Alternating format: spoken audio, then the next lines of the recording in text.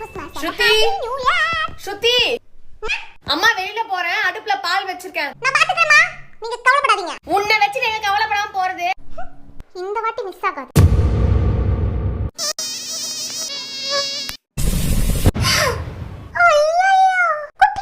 எடுத்த பொருள்ல எடுத்த இடத்துல இந்த புள்ள என்ன அது நீங்க காலையில எனக்கு பாப்பா எத்தனை வாட்டி சொல்லிருக்க வீட குப்பையாக்காதன்னு. விளையாட்டு சாமான் எடுத்து உள்ள வைக்க தெரியாதா உனக்கு? எல்லாத்தையும் இப்ப க்ளீன் பண்ணதா நீ ரூமுக்கு போற. என்னடி உனக்கு வேணும்? அது வந்து காலையில ஆமா காலையில உனக்கு ஞாபகம் வருது, நாளைக்கு காலையில உனக்கு எக்ஸாம் தானே.